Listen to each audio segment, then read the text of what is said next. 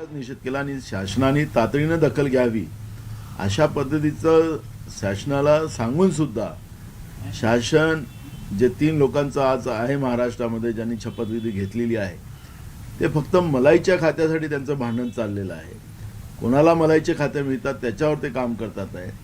पण प्रशासनाला त्यांनी जे काही आदेश दिलेले आहेत त्या आदेशाच्या आधारावर यांनी ज्या पद्धतीनं त्यांना जो लाठीमार केलेला आहे त्याचं निश्चितपणे परभणीच्या SP वर कारवाई केली पाहिजे, जिल्हाधिकाऱ्यांवरही. कारण की कोण त्यांना आदेश दिले होते की त्यांना लाठीचार्ज करायचे, या सगळ्या व्यवस्थेवर कारवाई करावी आणि यांना सस्पेंड करावं ही मागणी आमची राहणार आहे. अधिवेशन आता परवापासून सुरू होती आहे आणि परभणीचा इश्यू हा जो या सरकारचं सुरुवातीचंच जी मानसिकता आहे की लोकांना आता आम्ही जसं दिल्लीचं सरकार मोदींचं सरकार त्या ठिकाणी मारते तशासारखं महाराष्ट्रामध्येही आम्ही लोकांनी आपल्या हक्काची लढाई केली तर आम्ही त्यांच्यावर याच पद्धतीचं बेदम मारू अशा पद्धतीचा हा संदेश दिलेला आहे. हा महाराष्ट्रामध्ये कदापि चालू शकत नाही. हा शाहू फुले आंबेडकरांचा महाराष्ट्र आहे आणि या महाराष्ट्रामध्ये ही बेबनशाही आणि हिटलरशाही अजिबात काँग्रेस चालू देणार नाही, ही भूमिका आमची आहे.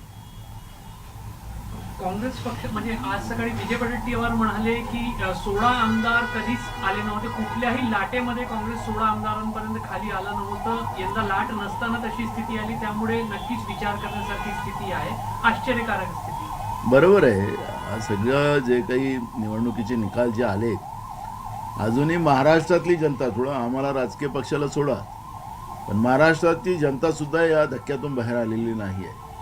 महाराष्ट्रामध्ये विविध भागामध्ये अजूनही लोकांचे ग्रामसभेचे ठराव घेण्याचं काम सुरू आहे.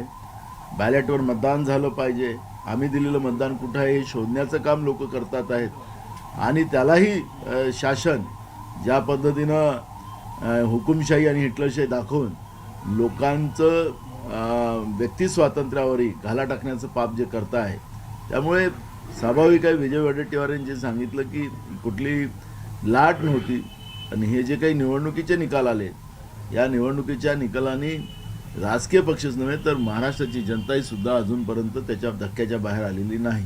कुठेतरी पक्षातून आपल्याला घेरलं जात आहे, काही आरोप करत आहे, बंटी शेळकेसारखे असो काही इतर ठिकाणी काही ठिकाणी आरोप होत आहे, त्यामुळे कुठेतरी अरे राजकीय पक्षामध्ये सगळ्याच गोष्टी चालतात. नरेंद्र मोदीवरील BJPचे लोक आक्षेप घेतात, फडणवीसवरही घेतात, त्याच्यामुळे काही राजकीय फक्त काँग्रेसमध्येच हे चालतात असं नाही आहे, प्रत्येक पक्षात चालतात.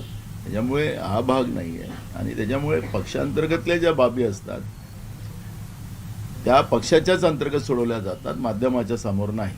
पण जसं विजयाचं श्रेय लोकसभेत घेतलं तसं विधानसभेत जे अपयश आलं त्याचं पण जबाबदारी घेतली पाहिजे असंही बोलण्यात आलं. बघा, संपूर्ण काँग्रेस पक्ष राष्ट्रीय अध्यक्षापासून सगळे या महाराष्ट्राच्या निवडणुकीमध्ये सहभागी झालेले होते. तिकीट वाटप असेल, प्रचार असेल, सगळ्या गोष्टी असतील, तर त्याच्यामुळे ही जबाबदारी आमची सगळ्यांचीच जातं. त्याच्यामुळे श्रेय आणि श्रेयवादाचा विषय नाही, हा एक प्रकारचा आत्मचिंतनाचा भाग आहे. आणि जी लढाई आता महाराष्ट्राच्या जनतेने सुरू केलेली आहे बॅलेटवर मतदानाची, या लढाईवर सगळ्यांनी लक्ष केंद्रित केलं पाहिजे. जनभावना आहे. काल आमच्या नेत्या प्रियंका गांधींनी सुद्धा संविधानावर चर्चा होत असताना त्यावेळेसही त्यांनी सांगितलं की संविधान वाचवायचं असेल आणि देशाची लोकशाही वाचवायची असेल तर या देशामध्ये बॅलेटवरच मतदान घेतलं गेलं पाहिजे. जागतिक पातळीवर सगळ्या देशामध्ये आता जेव्हा बॅलेटवर मतदान घेतलं जाते आहे तर अगर एकीकडे संविधानाची चर्चा लोकसभेमध्ये होत असेल तर त्यांनी तीच भूमिका मांडली की संविधान वाचवायचं असेल तर बॅलेटवरच हे मतदान झालं पाहिजे. माझं मत आणि माझ्या मताने मी निर्माण करणारं सरकार हे मला दिसलं पाहिजे, हे भावना या देशातल्या आणि राज्याच्या जनतेची आहे आणि ती लढाई आता महत्त्वाची आहे.